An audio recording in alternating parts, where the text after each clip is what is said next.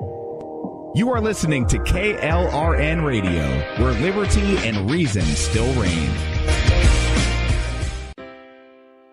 Most writers and radio show hosts know that to connect with your fans, you need to do more than just write books or record the latest podcasts. There are many different elements that go into forming an online platform, but there are also many hidden traps. To make matters worse, solid advice on how to survive the muddy waters is scarce. In the book Hidden Traps, I talk about some of the important issues of working with an online platform, highlighting traps that could put your physical or internet security at risk or be harmful to your reputation. Are your social media posts just links with a few disjointed words, making you look like someone who can't complete a sentence? Did your new website cost you more than you anticipated? Are you leaking your personal contact details across the web without even knowing it? Then you need Hidden Traps.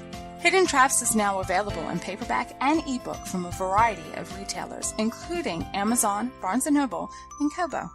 Visit blackwolfpublications.com for more details. If you're 85 or younger, would you like peace of mind and comfort for your family? We're Final Expense Direct with an urgent message for you. The average funeral today costs over $8,000, but the most you'll get from government benefits is $255. How will your family pay the difference? We can help. Our senior plans start as low as just $1 a day and pay up to $30,000 for a funeral and other final expenses. Peace of mind is easy. There's no medical exam. You'll have lifetime coverage, and your plan can't be canceled as long as you pay your premiums. Call now for free information about our senior plans. Answer a few simple questions and receive approval right on the phone. Plus, call right now and we'll give you a discount prescription card for free. Call 800-553-8687. That's 800-553-8687. Again, 800-553-8687. KLRN Radio has advertising rates available. We have rates to fit almost any budget. Contact us at advertising@klrnradio.com.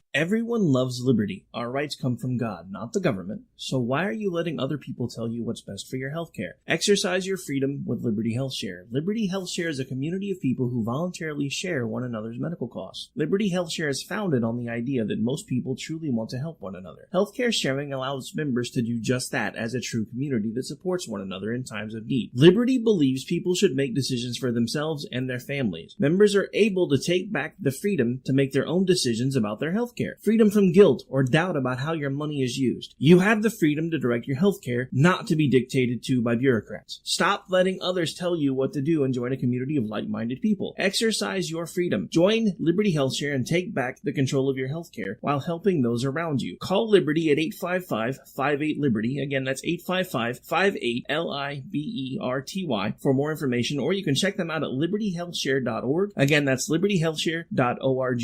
My son was in the Army back during Desert Storm, but even then he wanted an MBA. He looked at a dozen schools, but only one offered the online education and flexibility he needed while he was in a tent in Iraq. Grantham University. Turns out that Grantham's been delivering affordable, relevant college and advanced degrees for over 65 years. Heck, if they can deliver a quality education to a soldier in a tent overseas, think about the flexibility Grantham can offer you so you can earn your degree too. It doesn't matter how complicated or full your life is. If getting a degree is on your bucket list, you'll want to do what my son did. You'll want to call Grantham. Find out how easy it is to get started on your education so you can check that college degree off your bucket list. Call Grantham.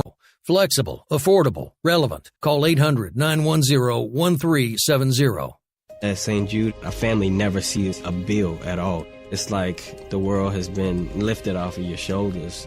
St. Jude Children's Research Hospital. Finding cures, saving children. Learn more at stjude.org. Sometimes writers feel lost, unsure why a passage may not be working. It takes another set of eyes to help us nurture our writing into full maturity. At Black Wolf Editorial Services, we strive to enable writers to develop and grow, offering manuscript critiques and line edits through a mentoring editorial style. We also offer assistance on generating a writer's bio for your websites. Black Wolf Editorial Services. nurturing your writing into maturity. For a full list of services, visit blackwolfeditorial.com. You're listening to the Spark Radio Network, internet radio like you've never heard before. Innovation, creativity, and imagination are all said to begin with a spark. So fasten your seatbelt and take the ride of your life and listen for the spark.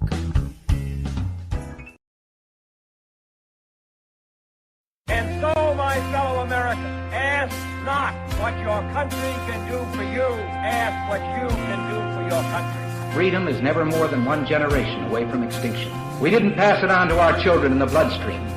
The only way they can inherit the freedom we have known is if we fight for it, protect it, defend it, and then hand it to them with the well-taught lessons of how they in their lifetime must do the same.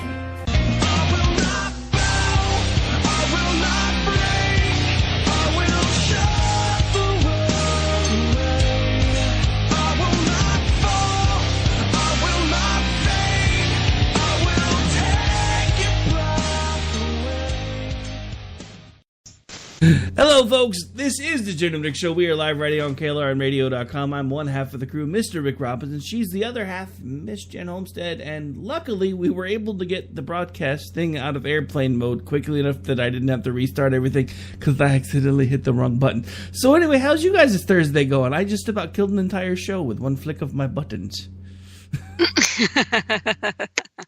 Fun times, nice. Fun times.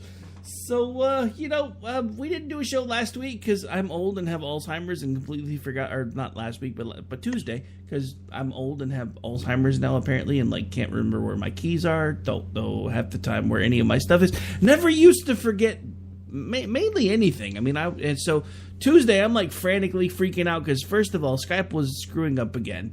So, and I was in the middle of trying to edit stuff and my computer started bogging down, and then what I thought was going to take 10 minutes took 30 minutes. So right before 9 o'clock, the computer finally starts behaving right. So I'm starting to try to pull Skype up and it's behaving. And then I realize Jen's not online. And I'm like, hey, were we supposed to be off tonight? She's like, crap, I'm still at Disney and I forgot to put you in touch with the people that were going to sit in. And I'm like, crap, I'm so old, I forgot that I was supposed to have people sitting in. So that's why we didn't do a show on Tuesday. Yeah. And, I don't know if I'm sure everyone else has felt like this before. Sometimes when you're on vacation, particularly a very busy one, like a theme park vacation, you kind of lose track of the days and because you're on such a go schedule. And it's is it Sunday? Is it Tuesday? Is it Monday? I don't know. I know we're going to this day and this the next day and this is happening the next day. And so I wasn't thinking in real world terms of Tuesday, the day when I normally have a radio show. So I had gotten in touch with, I had planned to have a few of the Misfits come on and chat with you. I thought that might be fun, and that way there would still be a show. And then a couple of them were all down for it, and I went off on my trip and barely looked at Twitter again and completely forgot to be like, oh, hey, Rick, by the way, they said cool. Y'all. And whoops, we dropped the ball. Well, I completely forgot that there was a ball, to be honest. So what happened? For those of you who don't know, for the last few months, I've actually been part of a startup church that's kind of a portable church. So as we've become more and more involved in the church, I'm learning how to do a lot of the behind-the-scenes production stuff, and then we were part of the teardown crew. Well, now we're part of the setup and the teardown crew. So on top of everything else that I do pretty much 6 days a week, now I'm working pretty much a half day at a pop-up church. So by the time Sunday rolled around, I completely forgot what day it was, and then we were off work on Monday, and I had all these things that I was going to do, and then family obligations came up that I had to deal with, and I'm just like...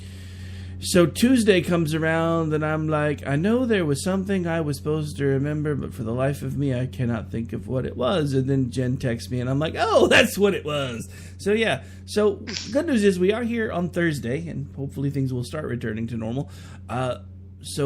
But the thing is, while she was away, we've had lots of stuff to talk about. So what Bradley Manning has now decided to run for the Senate in Maryland. And yes, I said Bradley. Stop sending me hate mail for calling him Bradley because he has the right chromosomes for it. I don't care what he chopped off. Sorry. Right. Also, yeah, so I kind of heard a little bit about this, and that, there were a couple people that made some really good points.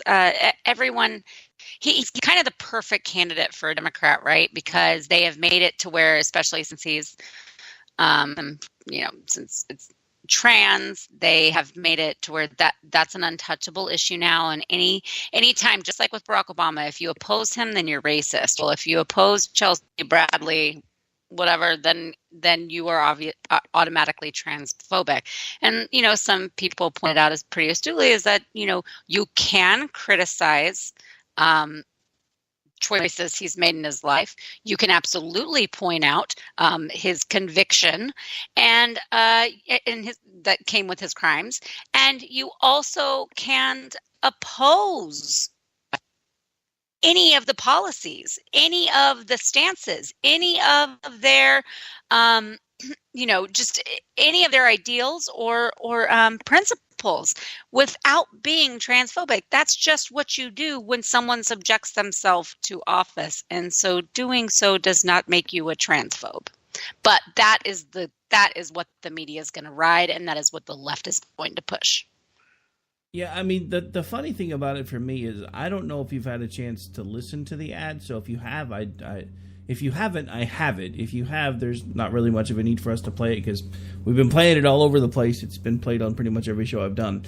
But if you want to listen to it, I just realized I still have it queued up. I don't know if you've heard it yet or not. The reason I bring it up is because it smacks of all kinds I have not. It smacks of all kinds of interesting things. So since everybody's heard my take on it and they haven't heard yours, I'm going to get this queued up real quick, and then I want you to listen to it, and then I want you to tell me what you think. It'll take just a second for me to make sure that it actually gets queued up, because so far the computer's not listening very well. I'm Chelsea Manning, and I approve this message. We live in trying times. Times of fear.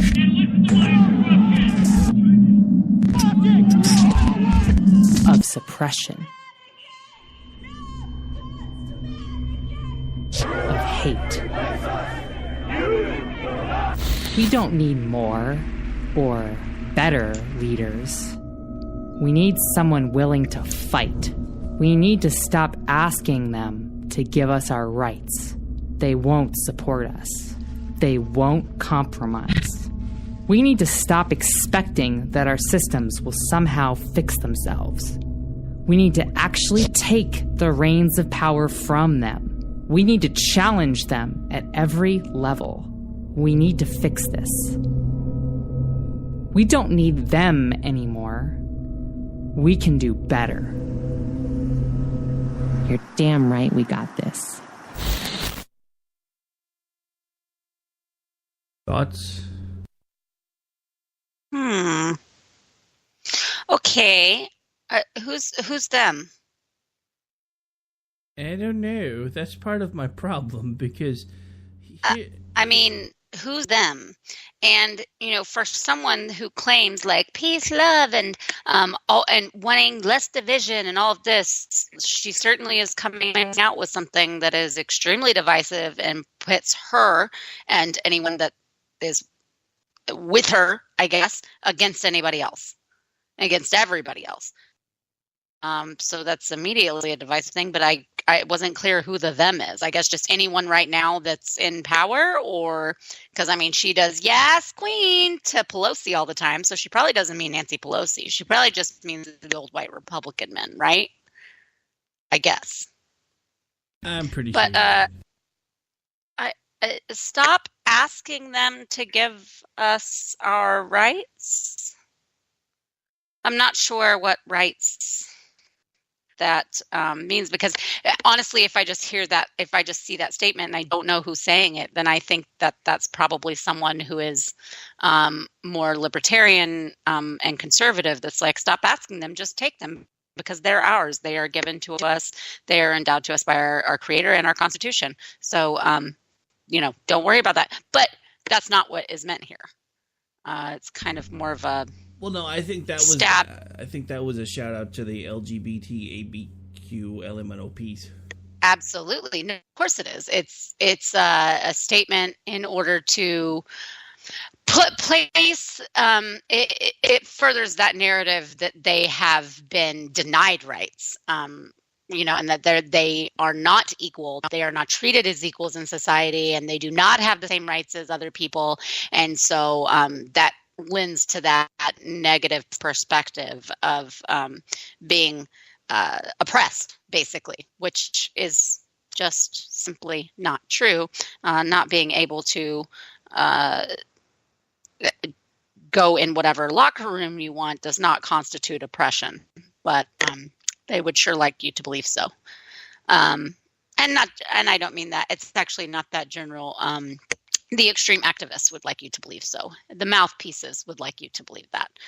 Not the entire community, and that's one of the problems with the trans and just the LGBT community in general, is that a few really big loudmouths and overly active people set the agenda and tend to be the ones that are heard and speak for everyone, whether they like it or not. So I guess one of the things that kind of stuck out to me was we don't need better leaders. What the hell? How? Why? So you like things the way they are? Then what the hell are you running for? I'm confused. Yeah, it wasn't very clear.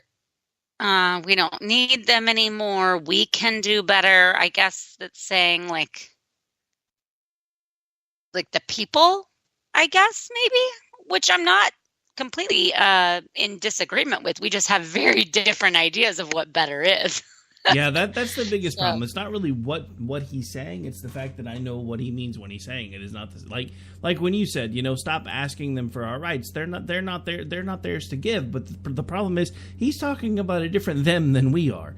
We're talking about the government as a whole. He's talking about the parts of the government that he doesn't agree with. Correct. Absolutely. So, I mean, and the other thing, and I know you can't see it, but you can pull it up on Google pretty easily if you just Google Chelsea Manning's political ad.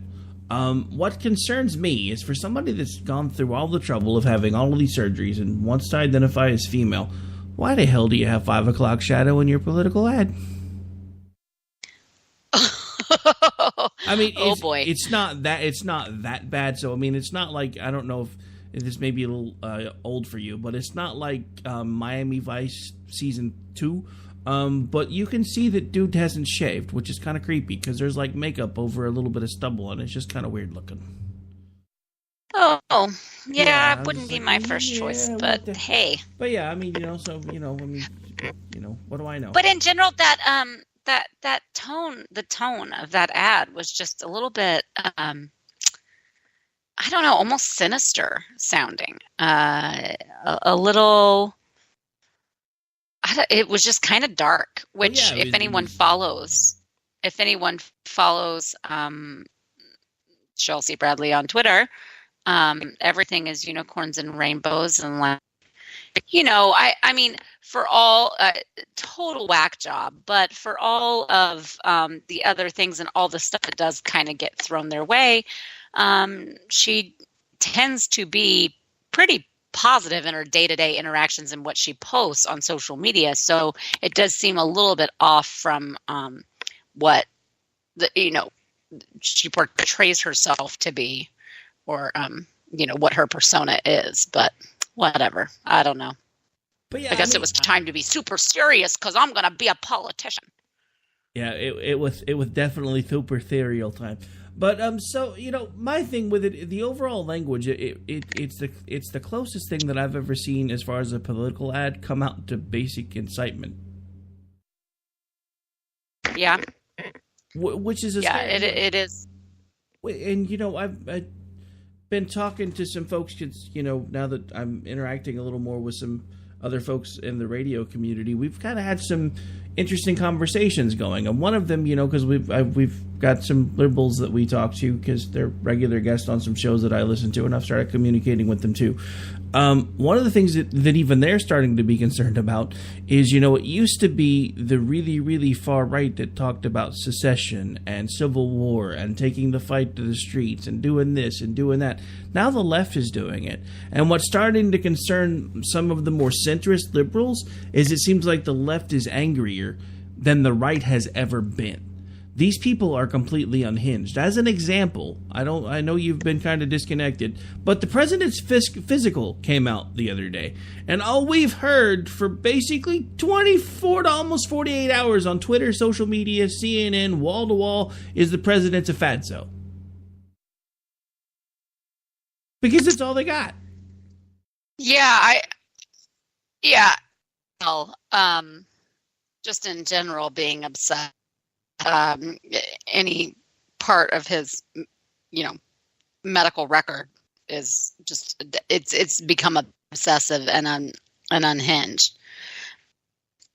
I was going to say what you were saying about the left being angrier than the right has ever been, even those that were a little bit more of the mindset to take to the streets and overthrow power and all of that kind of thing. Well, this tends to be what happens when politics and social justice is all you have. That is your religion. So that is what you live for. That is what you fight for. That is what dominates every aspect of who you befriend, who you work for, what kinds of things you do, your hobbies. I mean, even how you eat, what kind of dog you get, everything. It dominates everything in so many of these people's lives. And so, of course, it is on another level than what we've seen before as far as political anger. But I do think, and I don't think that that's unique just to the left. I think that there are people that get that way on all ends of the or on all phases of the political spectrum. But it seems to be a very more common thing with kind of the rabid extreme left, and which is not so extreme anymore. It's a little bit more mainstream, and it's a lot of the younger people are embracing this kind of ideology and this way of life. I can't tell you how many people that I'm friends with on social media.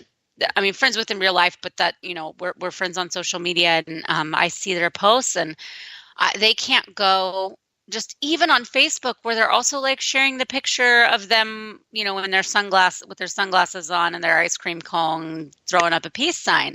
But everything else around it, like they can't stop commenting on this administration. They can't stop commenting on racism. They can't stop commenting on sexism. They cannot stop. It consumes their every day. And some of these are not people that are, advisors on a political campaign. These are not people that work for Shannon Watts and are fighting for gun control in any real way for any sort of organization. These are not people who are employed in any way in any of these regards as far as being a professional in the field of politics or policy or anything like that. But or even sociology or psychology, but they are practicing it all the time, and they are consumed with it in their everyday lives. To an absurd extent. And you and I are also in a way, but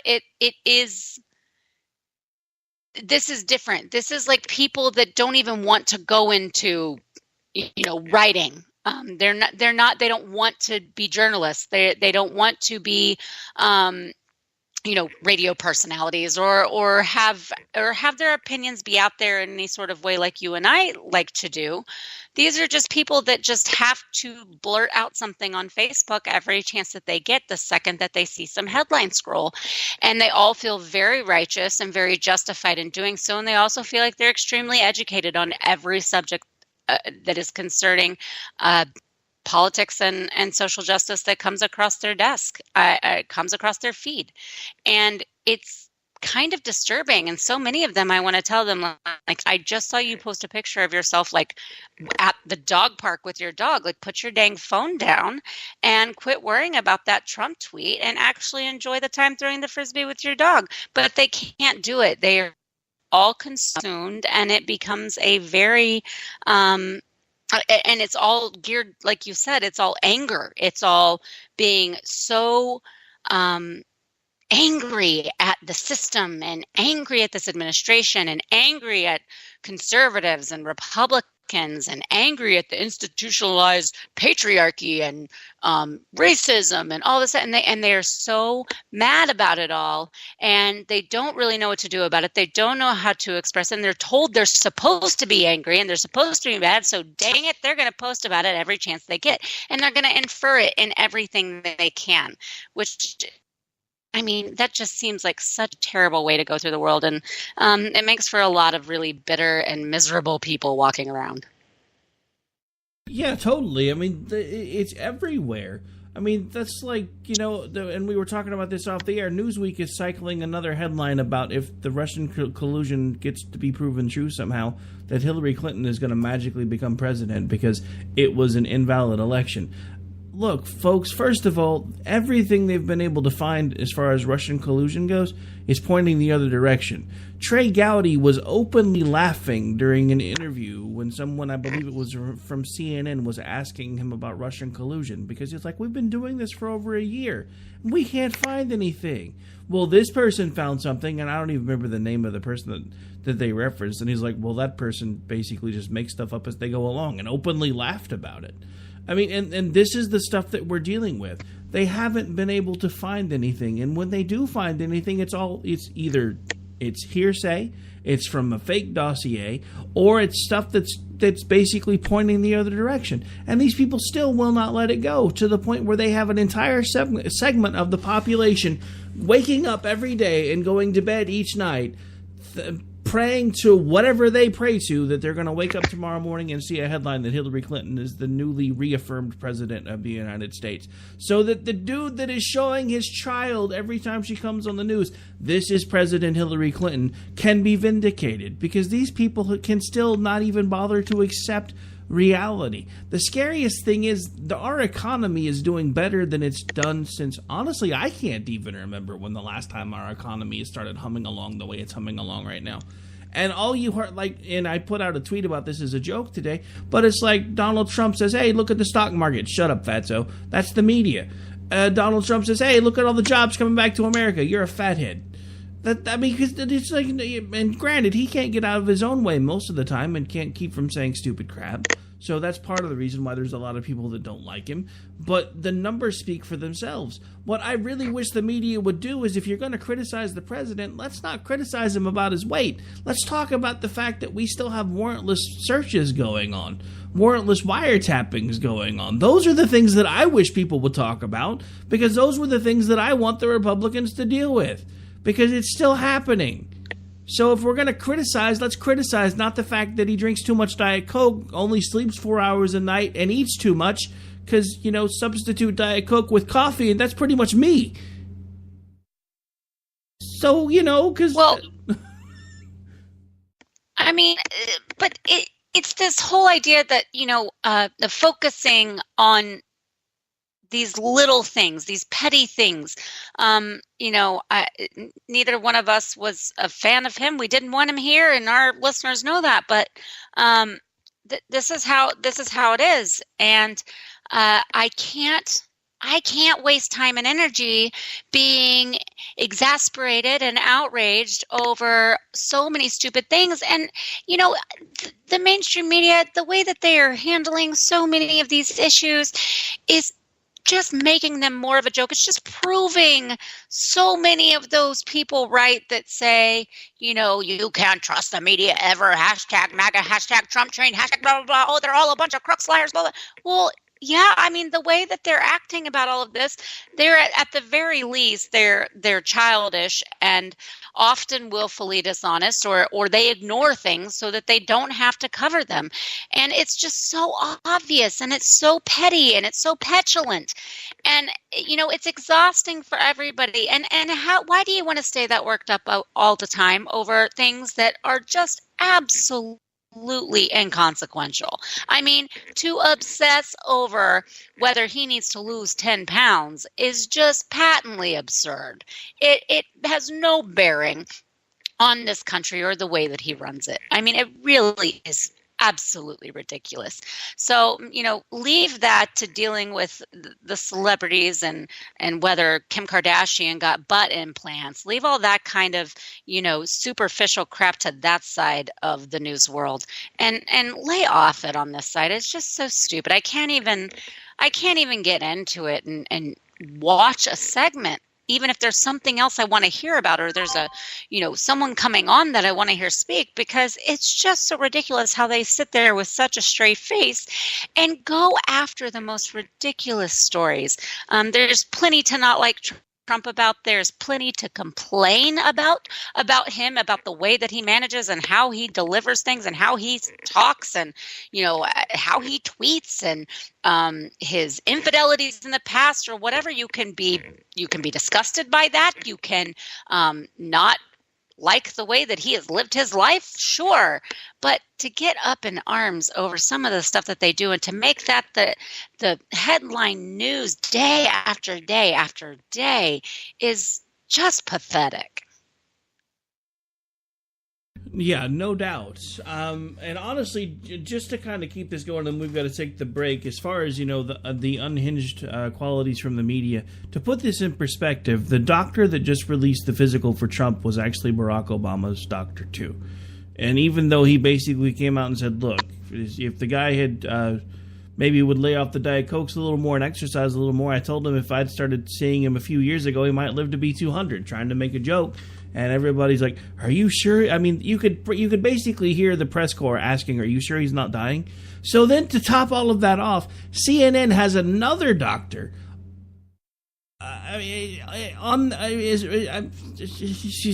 It's crazy because they have a doctor that comes on after this doctor, who was Barack Obama's doctor first, by the way, folks. Let that part sink in. Who says this president is in perfect health. So for the conspiracy theorists out there, that doesn't fit because he was the other side's doctor too. But so this doctor is convinced that Donald Trump's going to have a heart attack within 5 years. Look, you could be given a clean bill of health one day and have a heart attack 5 years later if you don't take proper care of yourself. So this whole idea is nuts. But this idea that and this is what's been driving me crazy, we have people pretty much all throughout this country that are actively praying for a president to die. I've literally seen more people talk about wishing somebody would assassinate this man than I have seen in my entire life. I've seen more people wish ill upon him. I've seen more people just constantly being negative about him. Look, whether you like him or not, he's still the president of the United States. So I'm going to tell you morons the same thing I told the much, much fewer morons, by the way, that were doing the stuff with Barack Obama. Knock it the hell off. I didn't like the guy then. I don't always care for the guy now. But the last thing I expect anybody to be doing that's an American citizen is wishing ill upon the president of the United States. What the hell is the matter with you people? Right. If they think that is going to bode well, if something happening to our president would bode well for this country, they're delusional. It will not do. It would do more harm than it could ever do good. And by the way, you're talking about a human life and someone's husband and several people's father and someone's son. And it's just disgusting. It is disgusting to wish death on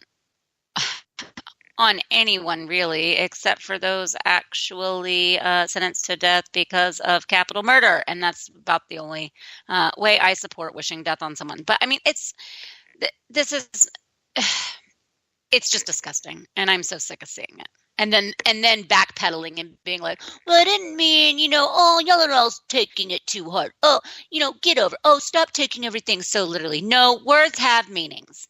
So I'm sorry. I am going to report you to Twitter if you say something like that. I'm also going to take you seriously when you complain, call all these names, and then say something about better off dead, wish he was dead, want his head on a stake, all that kind of thing. You can't just throw that kind of crap out there and then be like, oh, no, you're just being too literal. Then don't write it. Don't say it.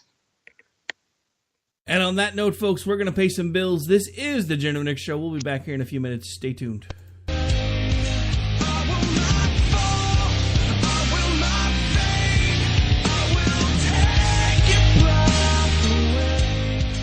And yes, Ron, just for the record, literally. We'll be right back.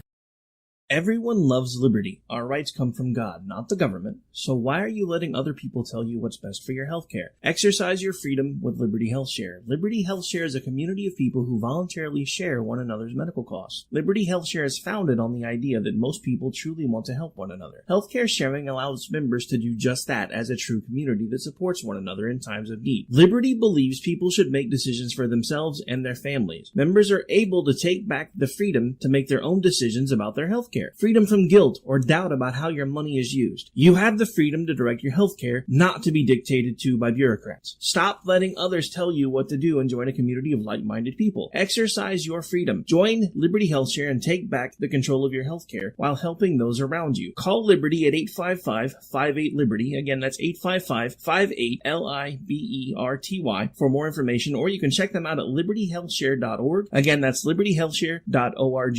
My son was in the Army back during Desert Storm, but even then he wanted an MBA. He looked at a dozen schools, but only one offered the online education and flexibility he needed while he was in a tent in Iraq. Grantham University. Turns out that Grantham's been delivering affordable, relevant college and advanced degrees for over 65 years. Heck, if they can deliver a quality education to a soldier in a tent overseas, think about the flexibility Grantham can offer you so you can earn your degree too. It doesn't matter how complicated or full your life is. If getting a degree is on your bucket list, you'll want to do what my son did. You'll want to call Grantham. Find out how easy it is to get started on your education so you can check that college degree off your bucket list. Call Grantham right now. 800-910-1370. That's 800-910-1370. Flexible, affordable, relevant. Call 800-910-1370. Tired of paying outrageous prices for Viagra? Well, we have great news for you. Now you can finally get Viagra at huge discounts. Healthy Man allows you to save up to $500 on Viagra. Why pay U.S. pharmacy prices of $15 per pill or more when you can get Viagra for less than $3 a pill? Call today and get 40 Viagra pills for only $99. This can cost as much as $600 at your local pharmacy. You can't afford not to call us. If you want Viagra at the lowest prices, never pay $15 a pill pharmacy prices again. Get Viagra for less than $3 a pill. Call 1-800-516-7602 today and save up to $500 and get 40 pills for just $99. Healthy Man is fast, easy, and affordable. Operators are waiting at 1-800-516-7602 to take your call right now. Call 1-800-516-7602. That's 1-800-516-7602. Again, 1-800-516-7602. Attention business owners and independent contractors. This is a money-saving message from Tax Mediation Services. If your business owes $20,000 or more in taxes, we can help you today, right now. Listen, dealing with the IRS is no picnic. It's an intimidating and extremely stressful process, and you don't want to go it alone. Our attorneys know every law, every tax break, and every possible opportunity to help you resolve and reduce your tax debt. And if you owe more than $20,000, you may be at the top of their hit list. So don't take your tax debt lightly, because it will not go away on its own. The IRS can seize your bank accounts, your home, and even shut down your business. Call our tax experts today at 1-800-783-0810 and let us deal with the IRS while you focus on your business. That's 1-800-783-0810. Again, that's 800-783-0810.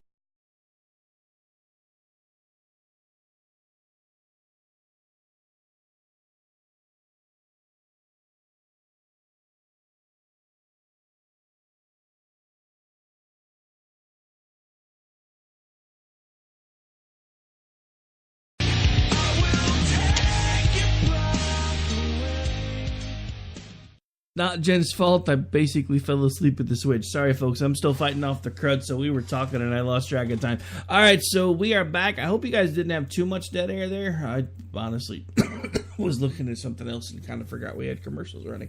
All right, so anyway, we're back. We're live. This is Jen and Rick, and of course, we're on KLRNradio.com.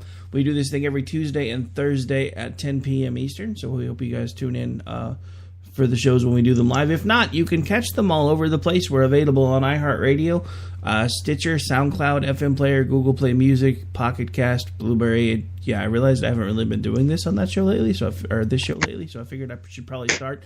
So yeah, I mean, if you can't catch us here, we're pretty much on pretty much any podcast site known to man, so feel free to catch us at your pleasure.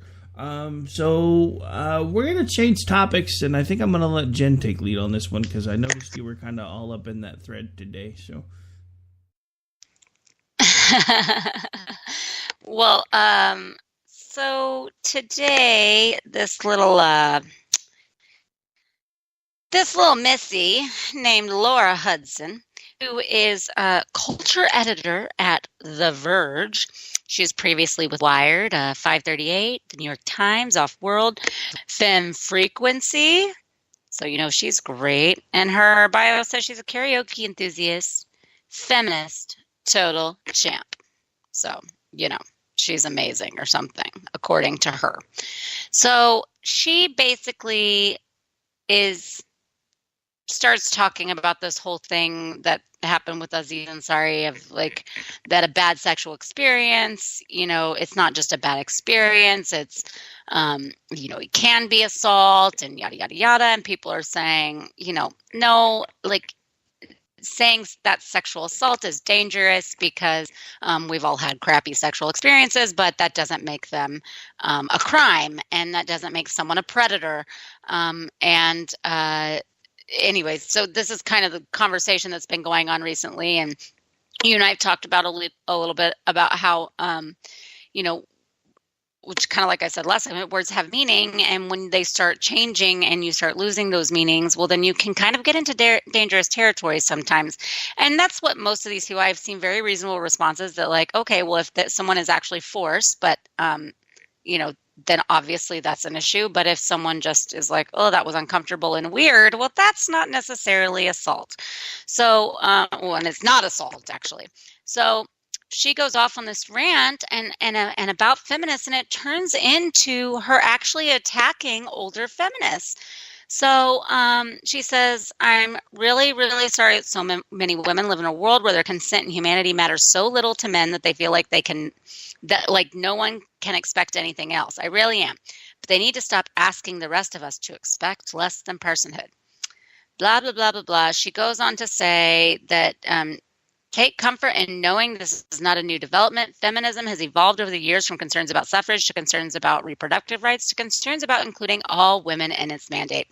At every step forward, there were always women who genuinely felt that the issues raised by a younger generation was a misguided distraction from the real issues. At every step, those women needed to be left behind. I have great respect for the contributions that many older women made to the feminist movement, at times when it was harder than I have ever experienced, but it's also time for them to listen, to learn, to step aside. People challenge her on this, and she gets very defensive and actually goes even further and says, older women are welcome to join us in the future at any time, but not right now, because age tends to correlate with not being on board with progress, and older women are specifically the ones who have been most vocal about standing in the way. I didn't invent this generational framing. The older, powerful women in media who wrote articles about it did, and I was specifically responding to that, blah, blah, blah. So you can read this as an attack on older women. So, she starts getting really defensive and saying, sorry, you misread me. I'm not attacking them, but they do need to step aside. They do need to be quiet. They need to learn to listen. They need to blah, blah, blah. So I was just kind of floored. Wow. Okay. So now she gets to decide who can and can't be a feminist, number one, and which has always been a problem because liberal women don't think conservative women can be feminist at all, and many of us are because we are strong and independent, and we don't think that we need to depend on anyone the way that they do, which actually makes us more feminist than them, but they don't get that whole thing. So we'll forgive them for being a little dense, but she's like astounded by the backlash here. And one of the things that she does to continue to like dig her heels in is that she turns it into a racist issue. So, of course, she says, surprise, it's almost all white women who are screaming at me en masse about being divisive. So that's problematic to her. And then she said, you know, if you'd like to willfully misread me and believe that I think all older women should shut up, that's your business and a cool prompt for being self-righteous. If you actually care about women's voices being heard, maybe you should listen to them too. So basically she's saying, oh, cool, I don't want to listen to you, but you think that you care about women's voices being heard, then listen to mine because mine is more important. And she totally gives herself away in the end because someone says, you know, Laura, you literally just wrote this a few minutes ago. Older women are welcome to join in the future. You don't get to decide who is a feminist just because you are young. And she said, I get to decide what I think is important for the future of the feminist movement at any time I want.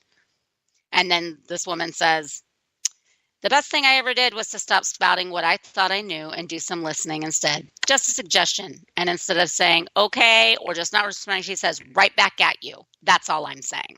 So again, she's stomping her feet like a selfish, spoiled little brat and saying, you all have to listen to me. I don't have to listen to you. And everything that you say, I'm going to turn back around on you like the child that I am. It was really quite funny, though, to see all of the older liberal feminists get offended by the way that she was acting. And I was just kind of crossing my arms going and chuckling, saying, you know, welcome to the conservative woman's world. So just to make this easy for the folks following along at home, I want to translate this from feminist speak to patriarchal speak. She basically just told all the older liberal feminists to shut up and go make her a sandwich.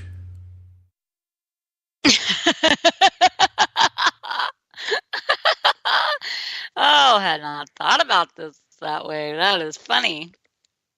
I actually was going to put that in the thread, but I was at work and slammed, so I didn't have time. I feel like it would be a little late, so I'm not going to do it. But that was exactly what that whole conversation reminded me of, is another feminist telling a bunch of older feminists to shut up and go make her a sandwich. No, that's totally what it seems like. That is so funny. So, but yeah, you're right. You know, for those of you that, you know, maybe some of you that were involved in that thread, somehow you've caught the show. Welcome to the world of conservative women. You guys talk about how hard you have it. This is what they put up with on a daily basis from women. I mean, and they get it just as bad from guys. I mean, you know, those of us that are involved in the patriarchy stuff, we don't discriminate. We talk crap to conservative women too. Most of the time, though, the conservative women realize that we're teasing and they kind of go along with it. Though, unlike you guys who take everything literal and you have like wink rape and fart rape and oh my god, he looked at me rape and he's wearing his shirt inside out, so he's trying to rape me rape. You guys are nuts. I'm just saying. I know. And it's like, I can't keep, that's why like earlier when you tweeted something at me, I was like, you know what? I can't keep up. I don't know if this is something I'm allowed to comment on. I don't know if I fall in the right age range. I know I don't fall in the right ideology or on the right political spectrum, or end of the political spectrum for them. I'm not even sure if I'm the right race. I don't know if I'm allowed to say anything because they constantly change the rules. They make up new meanings for anything that they want. They define things on a whim at a moment's notice, however it pleases them and however it suits them, and especially if it means winning an argument. And they're never accountable for anything. So, but they get to whack their finger at me all the time and scream at me like wild banshees. So, and yes, I said that. Screech like wild banshees. I know, I'm so sexist, but they do, and they are sexist, and they are ridiculous, and they are, for the most part, the people that I see that behave like this, they're terrible human beings. I'll just say it. Well, to be fair, they usually are shrieking like banshees, even when they're not talking to you. I know. So. Exactly. You know what? Screw it. I'm doing it anyway. I found the tweet. I'm gonna quote tweet it and put it that way. That way it's like a fresh thing, so it's not in an old thread. But yeah, what the hell? Not gonna do it right now because I can't really talk and type at the same time. But it is gonna happen. Oh, so actually, believe it or not, this went by pretty quick. We've got about 11 minutes left. What else you want to talk about? Because there's still lots of stuff. Oh gosh. Oh gosh, I don't know. I don't even know. You don't know? No, I've been a tad out of it, so I don't know. Well, yeah, I know. You've been like slumming with Mickey Mouse and stuff. I'm like jealous. Yeah, I know. It's been real rough. Real So yeah, rough. I have a friend that's been at Disney. Chad's off at a Republican dinner in Tulsa. And everybody's doing all this fun stuff, and I'm sitting at home. But, I mean... Yeah. So I guess, something that I guess really needs to be discussed, because we haven't really talked about it on this show, is the Democrats and their sudden fascination with wanting to shut down the government when things don't seem to go the way they want them to go.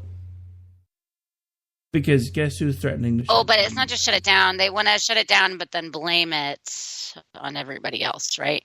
Well, yeah, but that's the thing, and the media is helping them with it because the government's being shut down maybe being shut down while the Republicans are the major party in play. So they're blaming Republicans because the Republicans won't help the Democrats take care of DACA.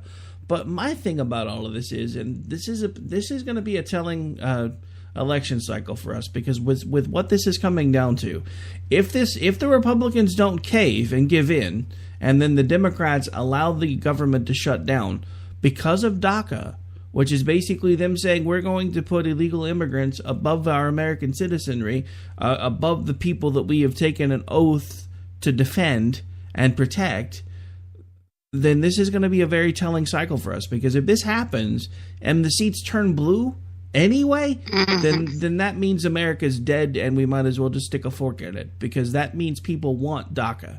That means people want open borders. That means people want people to be able to come in here willy-nilly and basically do whatever the hell they want to do.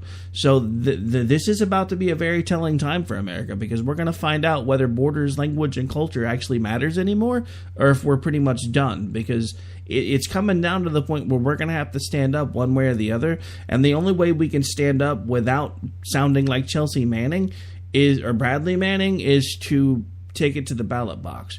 So if you guys want a constitution, and you want borders, and you want border security, and you want immigration law, even if it means you want them to be reformed to a degree, then you need to not let the Democrats win in 2018, because if they do, we're done. And the problem is, especially if the government gets shut down over DACA and you guys vote them in anyway, then you're sending them a clear signal that you want DACA and you want illegal immigrants here. And no matter what the media tries to say, and no matter how much they try to stack the polls, I don't think the Americans' citizenry is as on board for this stuff as everybody tries to say that they are.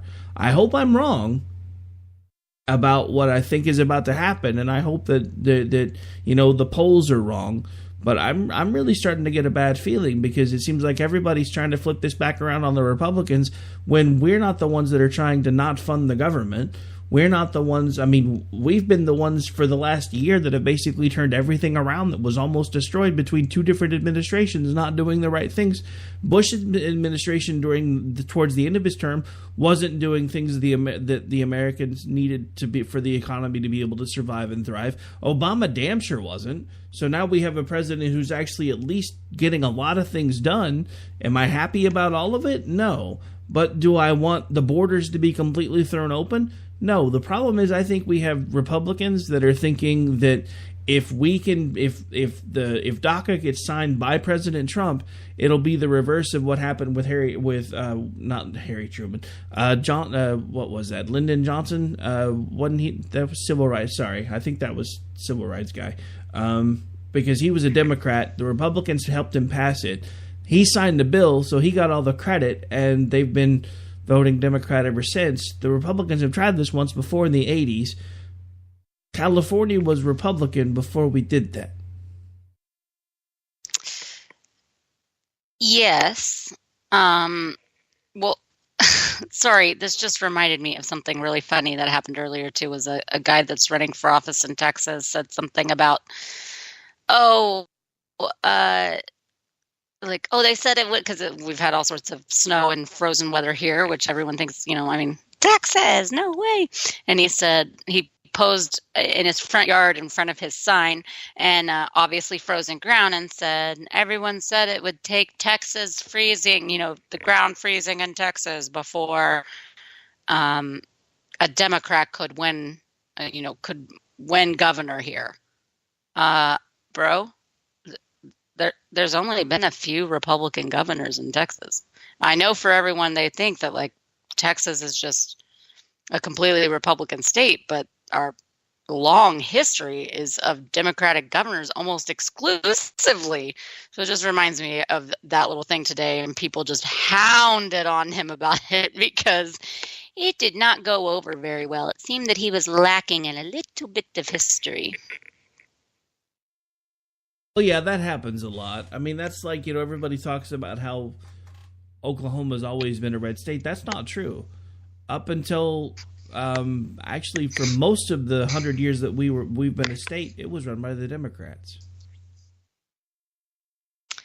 Yeah, interesting how that's happened. And then it seems in a lot of these places, it's like once they go red, that kind of never. It's kind of hard to have them stray from that. It goes hardcore red, which is what has happened, in a lot of places like Oklahoma and Texas. But, it can swing again. The problem you're always going to have in a more conservative state is that even when it was, Democrat controlled, they were not coastal Democrats. They were not upstate New York Democrats. They were not San Francisco type Democrats. They were still Oklahoma Democrats. They were still Texas Democrats, which is a different breed than what those on either coast want them to be. Yeah, but it's all about perception. So, I mean, and trust me, right now in my home state, I'm no happier with the Republican Party than I am with the Democratic Party, because at the state level, all of this national level division and the we can't work with each other because everybody hates each other BS is finally starting to trickle down into Oklahoma politics. So we're broke. The entire state's broke. Nobody can agree on how we're going to fix it. And the problem is the governor and honestly even to some point the legislature are taking all the heat for it. There's a very specific reason why we can't fix a lot of this stuff, because we can't agree on how we're going to fix it. So somebody comes up with this idea of, well, we need to do this to raise revenue. Well, in the state of Oklahoma, they passed a state question, which is the way that we amend our Constitution back in the 90s, because the last time oil went bust, the legislature went tax happy and just started taxing everything they could think of to try to get us out of the hole.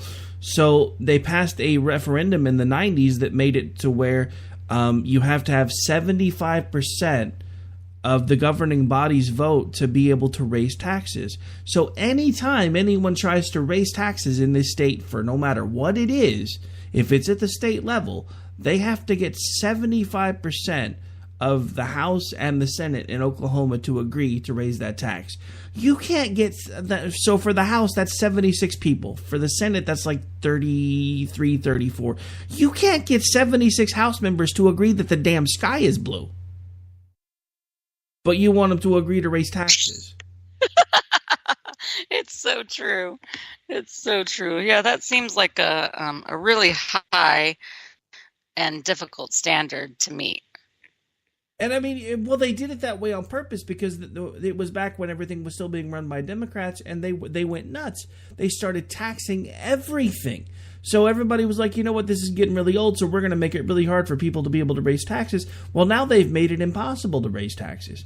Now, on top of everything else, we've got no way to raise revenue. We're finding out that one of our major state agencies, our Department of Health, has basically, to not mince terms, has embezzled federal money that nobody can find. They've lost $30 million.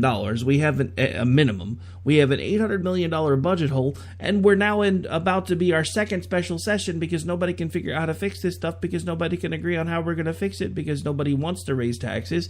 And even if they try to raise taxes, they can't, because they can't get anybody to agree. Meanwhile, my state's going belly up. Our legislature meets for like 5 months out of every year. Your legislature somehow manages to meet once every 2 years, and your state's still running. As much as I like to give Texas crap, apparently you guys have figured some stuff out that we need to figure out, because we're about to keep building prisons.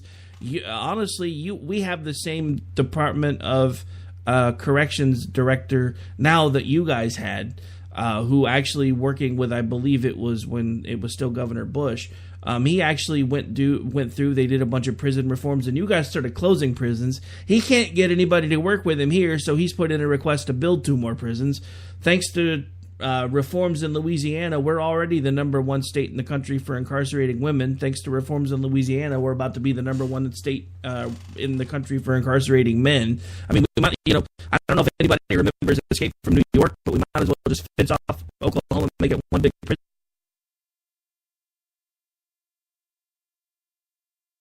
Sorry, apparently I pissed off the soundboards.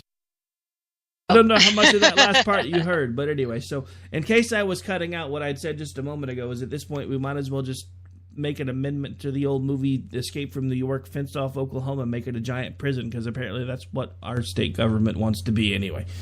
Grr. Yeah. Yep. You're anyway, absolutely right.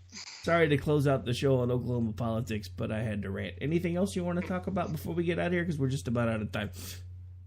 I think I'm good. I think we've ranted. I got a little bit of that of that energy out. All right, folks, we'll be back with you next week. I'll be back with you tomorrow night for Robinson and Wright at 11 Eastern, and we'll also be back with you before that for America Off the Rails. Also, stay tuned. Jason Doyle, formerly with KTOK and formerly with KOKC 1520, will likely be joining me at some point either next week or the week after. As soon as we get a date narrowed down, I will start promoting more. Also, we have Erin Cruz running for Senate in California that will be joining us over the next couple of weeks as soon as we can narrow down a date. She's trying to take out Feinstein, so I'm going to try to see if I can help her. We'll be back with you before you know it. Stay tuned, and God bless.